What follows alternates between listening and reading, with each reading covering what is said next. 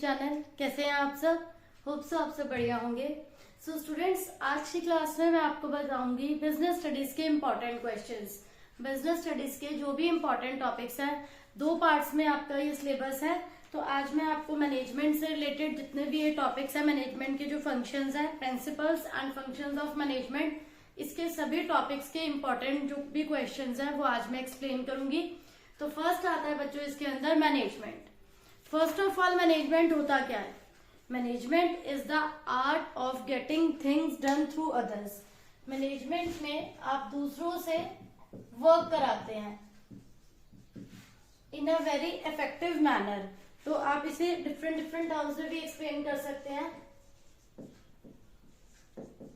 Getting things done through others, management का work है planning, organising सब करना एंड सब टास्क सब वर्कर्स को असाइन करके अकॉर्डिंगली उनकी परफॉर्मेंस को इवेलुएट करना and they work should be effectively and efficiently. यहाँ पर एक ग्रुप एक्टिविटी है, मैनेजमेंट जो है ग्रुप में काम करता है, ठीक है। ऑर्गेनाइजेशन में सबको टारगेट्स असाइन करे जाते हैं जो उनको एफिशिएंटली जो है अचीव करने होते हैं, मतलब एफिशिएंटली इकोनॉमिकली। कॉस्ट पे मेन फोकस करना होता है, cost should be less and effectively so that organisation की ग्रोथ के लिए वो काम कर सके। तो मैनेजमेंट की definition first of all it is very important concept. Management के फीचर्स बहुत इंपॉर्टेंट है कि मैनेजमेंट जो है वो एक गोल ओरिएंटेड प्रोसेस है। मैनेजमेंट जो भी वर्क कर रही है वो फर्म के टारगेट को अचीव करने के लिए कर रही है। डायनामिक प्रोसेस है, चेंजेस होते रहते हैं यहाँ पर।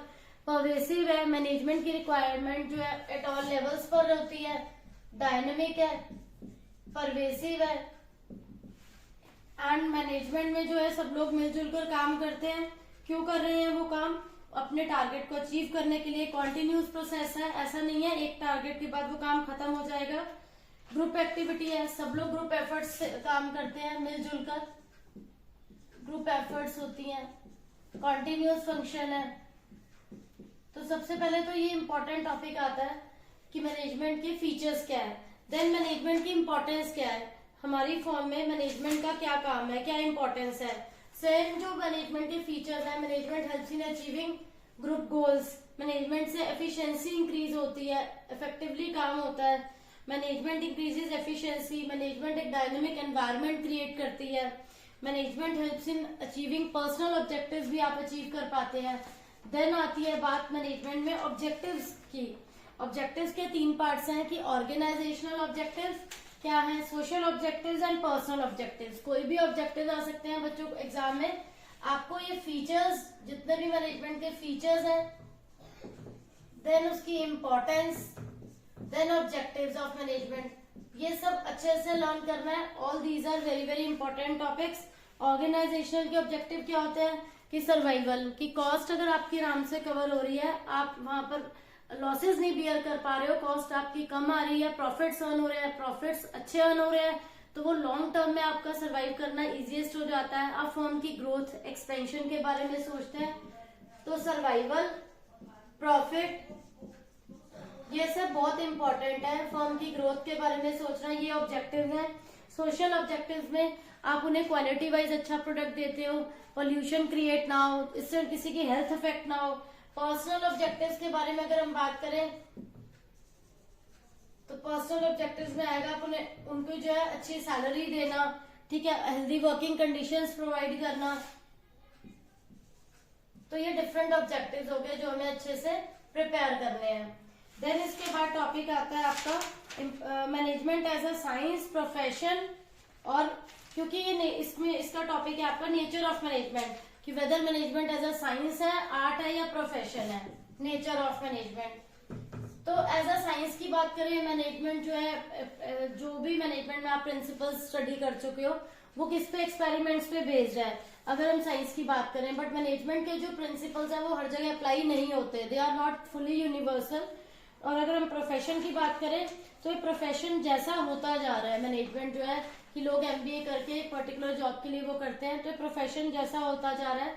एंड हम बोलते हैं कि मैनेजमेंट एज एन आर्ट की अगर बात करते हैं कि आर्ट में क्या होता है, आपको प्रोफेशनल थ्योरेटिकल नॉलेज चाहिए होती है, आपकी पर्सनलाइज्ड एप्लीकेशन होनी चाहिए, जो कि मैनेजमेंट में इस टाइप के पॉइंट्स मिलते हैं, बट फुली सब कुछ उसके अंदर नहीं कवर अप होता।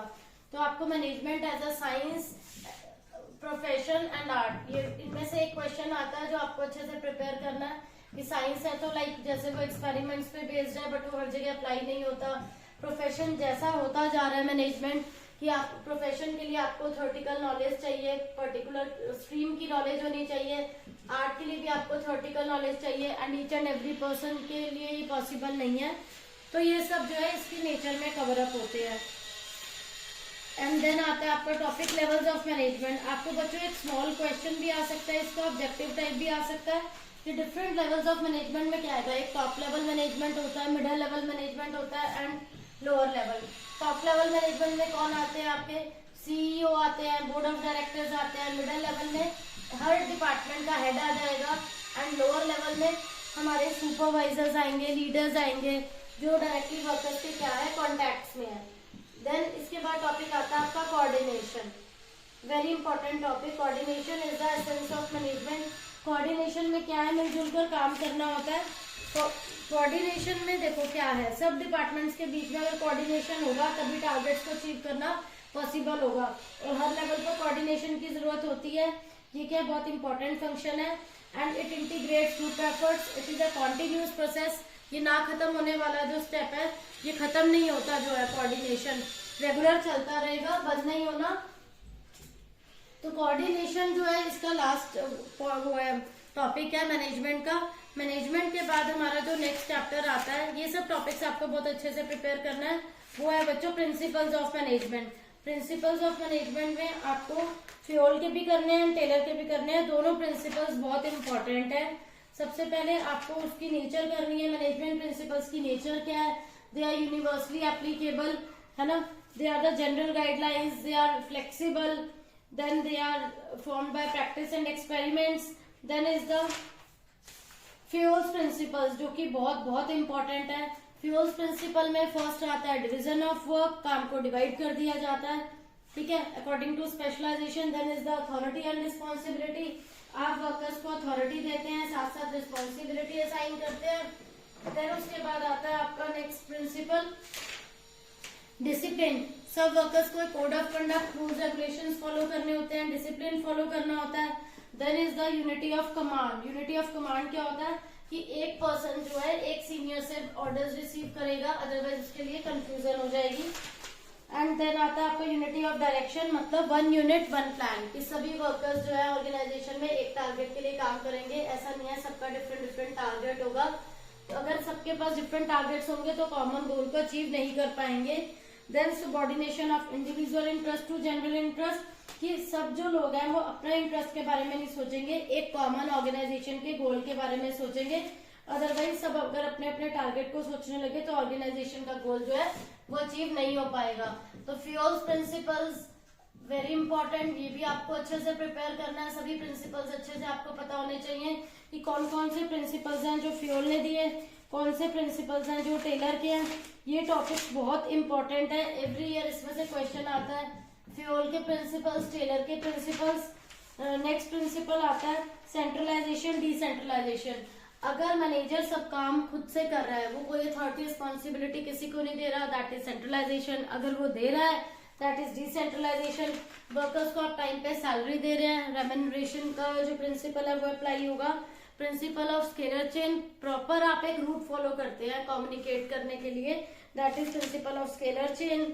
Then principle of order, everything should be, every material should be at proper place.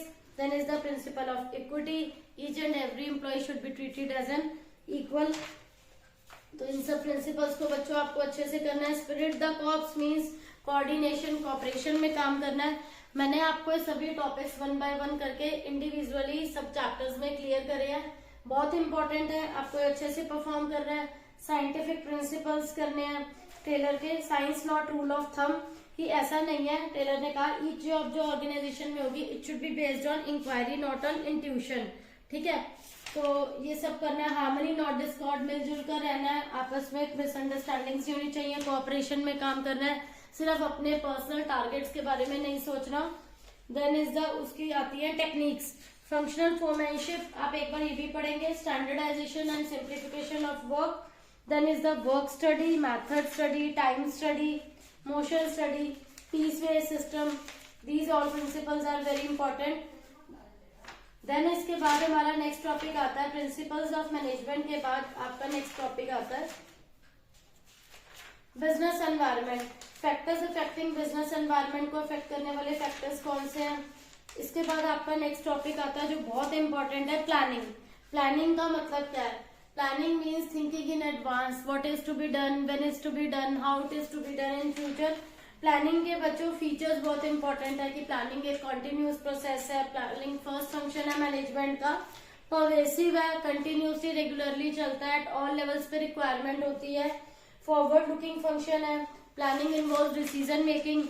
तो प्लानिंग की इंपॉर्टेंस भी आपको करनी है बच्चों कि planning provides direction to employees, planning reduces the risk of uncertainties, it helps in facilitating decision making.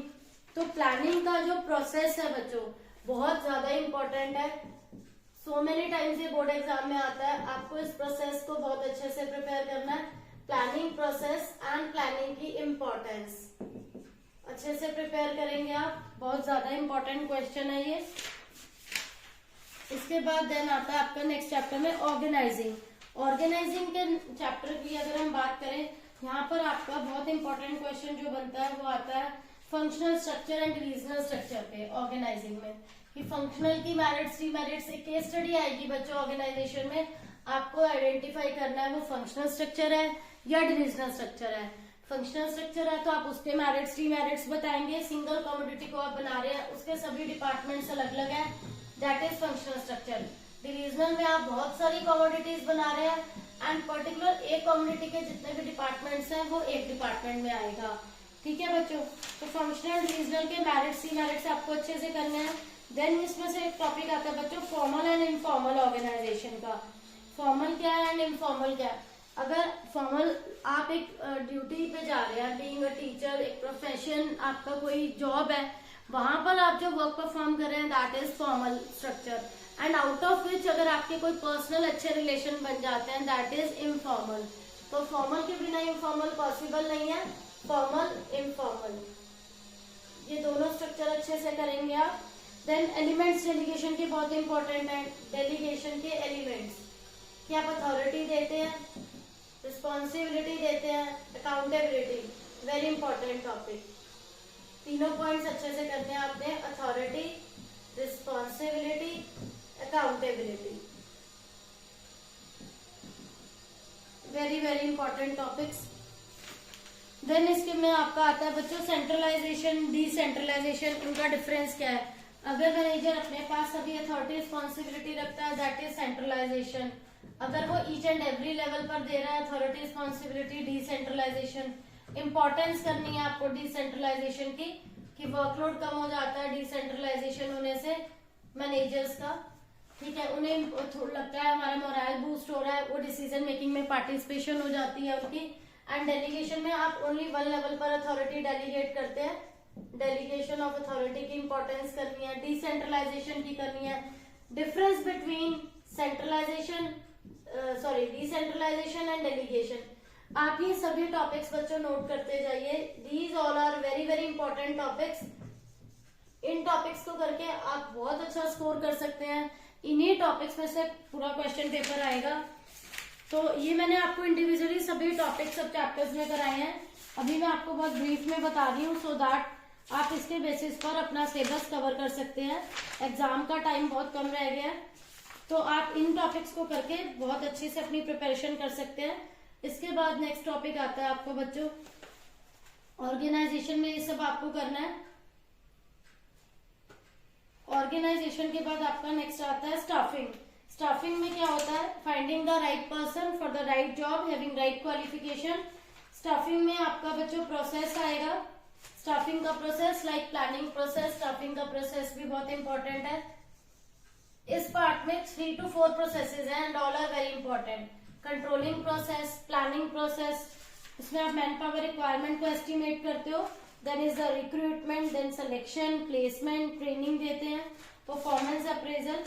Then one important question comes from the topic recruitment.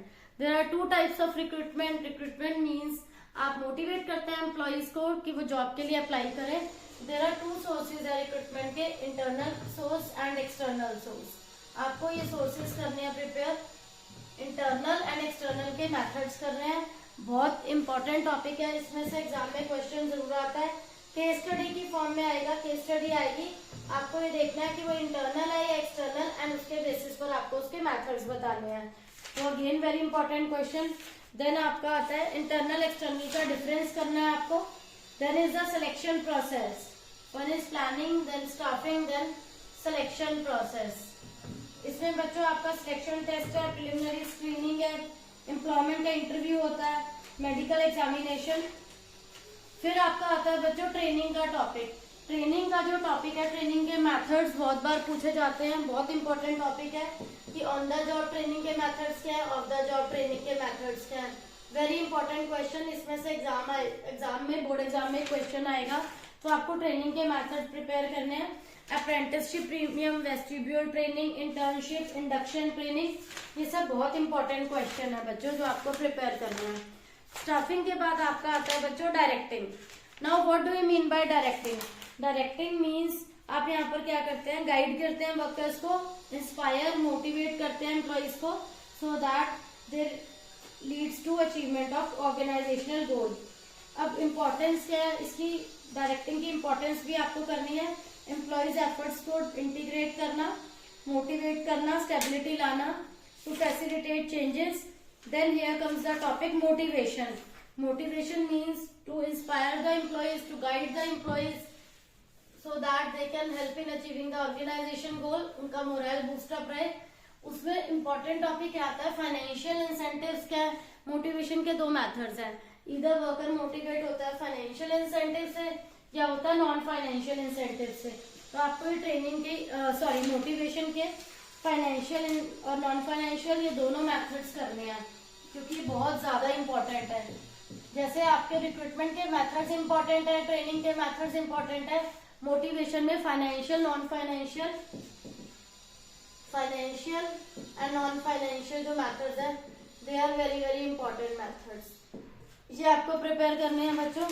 Then आपका topic आता है इसके बाद leadership styles.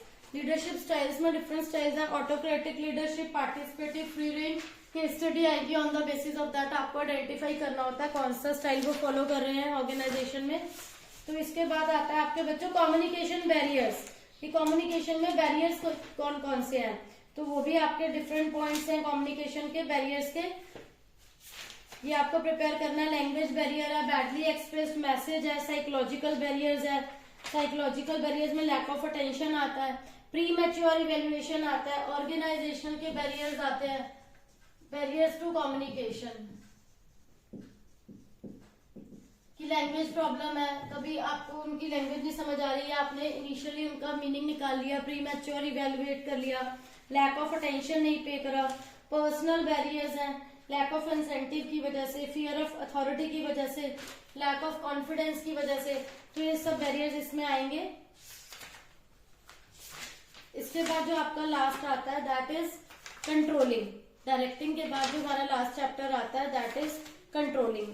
Controlling is an important method and last function of management.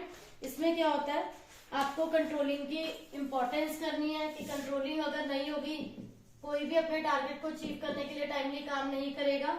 Controlling का process very very important process. First आप standard target fix करते हैं workers के. देन आप उनकी क्या करते हैं, मेजरमेंट करते हैं कि उन्होंने कितना काम करा है कितना नहीं. देन आप उन्हें कंपेयर करते हैं उनके टारगेट से. देन आप एनालाइज करते हैं कि वो डेविएशन फर्म की साइड से है या वर्कर की ट्रेनिंग की वजह से है या उसका कोई और रीजन है. देन आप उन की फैक्टर्स पे फोकस करते हैं, प्रॉपर स्टेप्स लेते हैं कि आप उसे ठीक करेंगे. देन आप उनका फीडबैक लेते हैं. तो बच्चों ये सभी जो है केस स्टडी की फॉर्म में आएंगे. यहाँ पर जो मोटिवेशन के मेथड्स हैं लाइक मैंने आपको बताया केस स्टडी की फॉर्म में आ सकता है, वेदर फाइनेंशियल इंसेंटिव लेना चाहता है वो या नॉन फाइनेंशियल, या जो सिलेक्शन है रिक्रूटमेंट के मेथड्स हैं बहुत इंपॉर्टेंट है. ऐसा भी हो सकता है कि वो आपको प्रोसेस को एनालाइज करने के लिए बोले कौन सा प्रोसेस है and write first 2 steps of it or write first 3 steps of that particular process. इसके लिए आपको 4 processes अच्छे से prepare करने हैं, प्लानिंग का, देन स्टाफिंग का, रिक्रूटमेंट का, सॉरी इसका कंट्रोलिंग का, selection process, staffing process, these all are very important process. Then आपको ट्रेनिंग के मेथड्स, रिक्रूटमेंट के मेथड्स, मोटिवेशन के मेथड्स, इनको प्रिपेयर करना है. तो ये बच्चों मैंने आपको सभी इंपॉर्टेंट टॉपिक्स बताए हैं जो कि बिजनेस स्टडीज के फर्स्ट पार्ट मैनेजमेंट से रिलेटेड है. तो आप इन सबको अच्छे से प्रिपेयर करें. नेक्स्ट क्लास में मैं आपको बी पार्ट से रिलेटेड सारे इंपॉर्टेंट टॉपिक्स बताऊंगी. इन सब क्वेश्चंस को करके आप बहुत अच्छा स्कोर कर सकते हैं. तो होप सो आप सबको बच्चों टॉपिक्स क्लियर हो गए होंगे, कोई डाउट नहीं होगा.